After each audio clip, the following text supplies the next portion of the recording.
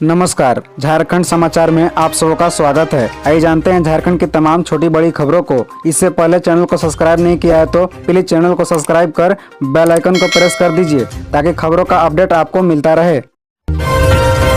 Jharkhand budget सत्र चीक बड़ाई को जाति प्रमाण पत्र बनाने में क्यों होती है मुश्किल। बता दें कि मंगलवार को सदन में कांग्रेस विधायक शिल्पी नेहा तिर्की ने चीक बड़ाई समाज का मामला उठाया। कहा कि इस समाज को जाति प्रमाण पत्र बनाने में मुश्किल आ रही है। प्रमाण पत्र नहीं होने की वजह से जनजातीय समाज को उनका हक नहीं मिल पा रहा है। उन्होंने कहा कि समस्या के समाधान के लिए एक उच्च स्तरीय कमेटी का गठन किया जाना चाहिए। जवाब में संसदीय कार्य मंत्री आलमगीर आलम ने कहा कि चीक बड़ाई अलग अलग लिखने की वजह से परेशानी उत्पन्न हुई है, इसका सरलीकरण करना होगा। मंत्री आलमगीर आलम ने कहा कि ट्राइबल एडवाइजरी कमेटी की ओर से रिपोर्ट मंगाया जाएगा। रहन सहन के आधार पर समाज का सरलीकरण करना होगा। मामले में कोलेबिरा विधायक नमन बिसल कोंगाड़ी ने कहा कि कहीं कहीं तो धर्म के आधार पर जाति प्रमाण पत्र दिया जा रहा है। आलमगीर आलम ने कहा कि 2019 के प्रावधानों के मुताबिक चीक बड़ाई को प्रमाण पत्र दिया जाता है। सरकार पहले वाली कमेटी की रिपोर्ट को भी देखेगी, जरूरत पड़ेगी तो कमेटी का गठन किया जाएगा। झारखंड बजट सत्र रामनवमी पर बीजेपी विधायक का कुर्ता फाड़ प्रदर्शन। गंजी में लिखा था जय श्री राम। बता दें कि रामनवमी को लेकर झारखंड विधानसभा में बीजेपी का प्रदर्शन जारी है। कल विधानसभा में हजारीबाग विधायक मनीष जायसवाल ने तो कुर्ता फाड़ प्रदर्शन किया। दरअसल हजारीबाग में रामनवमी को लेकर लगाई गई पाबंदियों के विरुद्ध में बीजेपी प्रदर्शन कर रही है। प्रश्नकाल के दौरान ही बीजेपी विधायकों ने सदन के भीतर प्रदर्शन किया। इसके बाद विधायक मनीष जायसवाल पूर्व नगर विकास मंत्री सीपी सिंह के साथ फटे हुए कुर्ते में ही सदन से बाहर आए और मीडिया कर्मियों को संबोधित किया। उन्होंने कहा कि सदन में हमारी नहीं सुनी जा रही है। गौरतलब है कि सदन के भीतर बीजेपी विधायक रामनवमी को लेकर हजारीबाग में लगाई गई पाबंदियों पर सरकार से जवाब चाहते थे। इस दौरान विधायक मनीष जायसवाल ने कुर्ता फाड़कर विरोध जताया। मनीष जायसवाल ने अपनी गंजी पर जय श्री राम लिखा हुआ था। सदन के बाहर मीडिया कर्मियों के सामने रांची विधायक सीपी सिंह मनीष जायसवाल का कुर्ता ठीक करते दिखे। मनीष जायसवाल ने कहा कि हम नियोजन नीति और 1932 के खतियान पर जवाब चाहते थे, जो कि नहीं मिला। अब रामनवमी को लेकर लगाई गई पाबंदियों पर जवाब नहीं मिल रहा है। सीधा वैसा ही कर देते बीजेपी सांसद के नगर वधु वाले ट्वीट पर कांग्रेस विधायक का पलटवार। बता दें कि गोड्डा से बीजेपी सांसद निशिकांत दुबे के नगर वधु वाले ट्वीट पर महागामा की कांग्रेस विधायक दीपिका पांडे सिंह ने पलटवार किया है। मंगलवार को विधानसभा परिसर में मीडिया कर्मियों के सवाल का जवाब देते हुए दीपिका पांडे सिंह ने कहा कि नगर वधु ही क्यों, निशिकांत दुबे वैसे ही बोल देते। कांग्रेस विधायक ने कहा कि इसमें छिपा कर बोलने जैसा क्या था। दीपिका पांडे सिंह ने कहा कि वो भी हमारे समाज का हिस्सा है। बीजेपी सांसद वैसे बहनों का अपमान किया है। उन्होंने कहा कि बीजेपी सांसद की मानसिकता में दिक्कत है। इधर मांडर से कांग्रेस विधायक शिल्पी नेहा तिर्की ने कहा कि यह चिपनेस है। शिल्पी नेहा तिर्की ने कहा कि इतने बड़े पद पर बैठा व्यक्ति जब किसी महिला के लिए इस तरह का शब्द का इस्तेमाल करता है तो यह उसकी मानसिकता को दर्शाता है। दीपिका पांडे सिंह ने कहा कि निशिकांत दुबे की डिग्री तो सवालों के घेरे में है। दीपिका पांडे सिंह ने कहा कि न केवल डिग्री बल्कि 2009 से लेकर 2019 तक लोकसभा में चुनाव में गलत हलफनामा दाखिल किया है। उन्होंने कहा कि उनकी सदस्यता भले ही रद्द न हो, लेकिन उन्होंने गलत हलफनामा दिया है जो आपराधिक मामला है। विधायक सुदेश महतो ने श्रम मंत्री को दी चुनौती। 3 साल में योजनाओं का केवल नाम बदला, बेरोजगारों युवाओं को अब तक 1 रुपया भी नहीं मिला। बता दें कि सरकार की ओर से राज्य के बेरोजगारों को भत्ता देने का मामला आजसू विधायक सुदेश महतो ने सदन में उठाया। उन्होंने श्रम मंत्री सत्यानंद भोक्ता को चुनौती देते हुए कहा कि वे बताएं कि 3 साल में अब तक कितने बेरोजगारों को यह भत्ता मिला है। सरकार ने 2021-22 के बजट में ही स्नातक पास बेरोजगारों को 5,000 रुपए और स्नातकोत्तर पास बेरोजगारों को सालाना 7,000 देने की बात कही थी। मौजूदा वित्तीय वर्ष में इसके लिए 146 करोड़ रुपए का प्रावधान भी किया गया है। सुदेश महतो के इस सवाल का जवाब देते हुए श्रम मंत्री सत्यानंद भोक्ता ने कहा कि 2020-21 में नियोजन सेवा का विस्तार करने के लिए 12,320 लाख का बजट रखा गया था, जो प्रत्यर्पित कर दिया गया। मुख्यमंत्री प्रोत्साहन योजना के लिए 8,766 लाख रुपए का बजट रखा गया था, उसे भी प्रत्यर्पित कर दिया गया। चालू वित्तीय वर्ष 2022-23 में मुख्यमंत्री प्रोत्साहन योजना, मुख्यमंत्री युवा उड़ान योजना, मुख्यमंत्री युवा सामर्थ्य योजना और मुख्यमंत्री प्रतिभा प्रोत्साहन योजना में कुल 8,322 लाख की राशि बजटीय उपबंध किया गया था, उसे भी प्रत्यर्पित करते हुए नई योजना मुख्यमंत्री सारथी योजना को शुरू करने का निर्णय लिया गया है, जो 1 अप्रैल 2023 से शुरू होगी।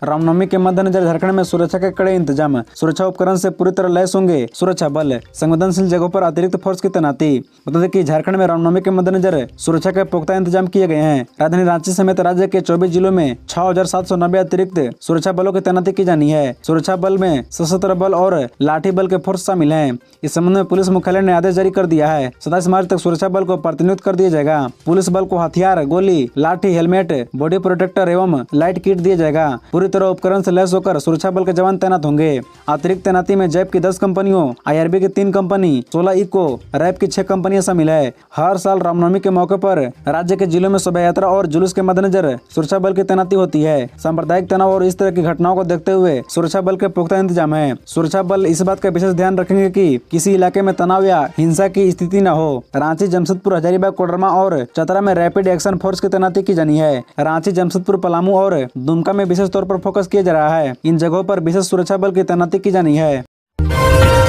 सदन में सरजू राय बोले, स्वास्थ्य मंत्री ने की गलत बयानी। सदन के सामने झूठा बोल बन्ना गुप्ता छुपा रहे हैं अपना भ्रष्टाचार, इन पर अवमानना की हो कार्रवाई।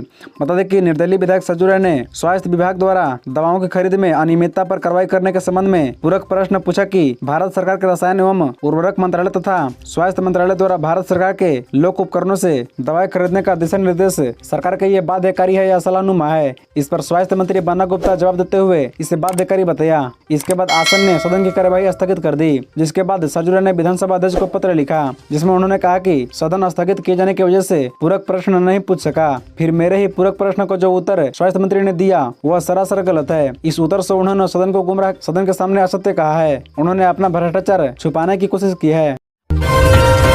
अवैध खनन केस में 2 पूर्व पुलिस पदाधिकारियों पर ईडी का शिकंजा। बता दें कि साहिबगंज में 1000 करोड़ रुपए के अवैध खनन व मनी लॉन्ड्रिंग के केस में ईडी ने सोमवार को सेवानिवृत्त DSP ज्ञान नारायण तिवारी व बैरतू थाने में तैनात रहे दरोगा प्रयाग दास से पूछताछ की। इस दौरान ईडी अधिकारियों ने दोनों से संपत्ति का पूरी जानकारी ली। इससे पहले पूछताछ में दोनों ने न्यायिक हिरासत में पंकज मिश्रा से मुलाकात की बात स्वीकारी। ईडी सूत्रों के अनुसार पुलिस पदाधिकारी से उनकी व उनके आश्रितों की चल संपत्ति, बैंक खातों का पूरा विवरण मांगा गया है। ईडी ने पूछताछ के दौरान दोनों पदाधिकारियों की स्वीकारोक्ति की वीडियोग्राफी की। ईडी अधिकारियों के मुताबिक ज्ञान नारायण तिवारी ने कई जानकारी ईडी को दी है। हालांकि इन जानकारियों को लेकर ईडी ने अभी कोई खुलासा नहीं किया है। साथ ही पूछताछ के दौरान प्रयाग दास ने ईडी को कहा है कि बैरतू थाना में तैनाती के दौरान वह ड्यूटी में पंकज मिश्रा से मिले थे। ओबीसी आरक्षण पर गरमाई झारखंड की सियासत। बीजेपी बोली, पिछड़ा विरोधी है हेमंत सरकार। बता दें कि झारखंड विधानसभा में भाजपा विधायक नीलकंठ सिंह मुंडा ने राज्य सरकार द्वारा जिलों में नियुक्तियों के लिए जारी जिलों के आरक्षण रोस्टर पर सवाल खड़े किए। उन्होंने कहा कि 5-6 जिलों में पिछड़ों का आरक्षण शून्य किया गया है। खुट्टी, लोहरदगा, लातेहार, सिमडेगा और गुमला का उल्लेख करते हुए विधायक ने पिछड़ों की आबादी का हवाला देकर इनके लिए आरक्षण की मांग की। भाजपा विधायक नवीन जायसवाल ने भी इस विषय को सूचना के माध्यम से रखा।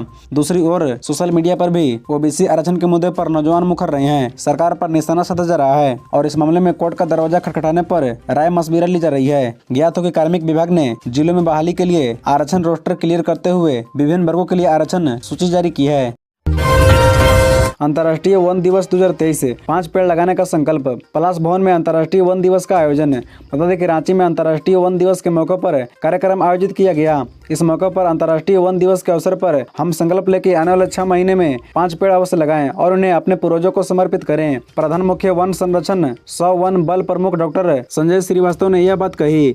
मंगलवार को पलाश भवन में अंतर्राष्ट्रीय वन दिवस के मौके पर वन, पर्यावरण एवं जलवायु परिवर्तन विभाग झारखंड सरकार द्वारा आयोजित ऑल इंडिया स्प्रिंग और कैंप प्रकृति कार्यक्रम में बतौर मुख्य अतिथि उन्होंने अपनी बात रखी। उन्होंने कहा कि झारखंड एक वन संपन्न प्रदेश है, लेकिन हमारे सामने कई चुनौतियां हैं। झारखंड के प्रक्षेप्य में बात करें तो जलवायु परिवर्तन राज्य में चिंता का विषय है। भूमि उपजाऊ शक्ति में भी झारखंड सबसे नीचे है। इस दिशा में हमें काम करने की जरूरत है। उन्होंने कहा कि हम पूरी तरह से जंगल पर निर्भर हैं। लगभग 95% खाने के सामान से लेकर 75% दवाई बनाने के उत्पाद वनों से ही आते हैं। हमें वनों के संरक्षण एवं विकास पर ध्यान देना होगा।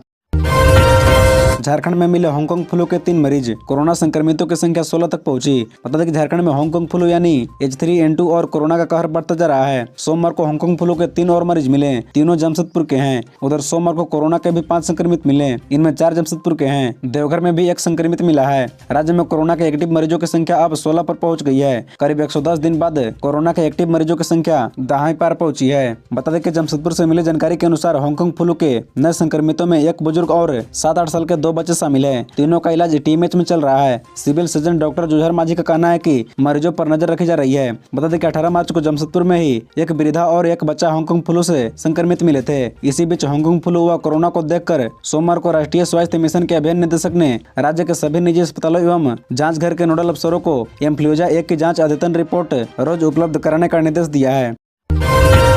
14.67 करोड़ से तपोवन मंदिर व आसपास के इलाके होंगे विकसित। सीएम हेमंत सोरेन ने रखी आधारशिला। यह है एक्शन प्लान। बता दें कि झारखंड की राजधानी रांची के निरावनपुर स्थित ऐतिहासिक तपोवन मंदिर का स्वरूप बदलेगा। धार्मिक तीर्थ स्थल के रूप में इसकी अलग पहचान बनेगी। श्रद्धालुओं के लिए यहाँ कई सुविधाएं होगी। मंदिर व आसपास के क्षेत्र विकसित किया जाएगा। मुख्यमंत्री हेमंत सोरेन ने कल मंगलवार को पूरे विधि विधान से पूजा अर्चना कर तपोवन मंदिर के आसपास के क्षेत्र को सौंदर्यीकरण और पुनर्निर्माण कार्य की आधारशिला रखी। इस अवसर पर उन्होंने मंदिर में शीश नवाकर राज्य की उन्नति, सुख शांति, सद्भाव एवं समृद्धि की कामना की।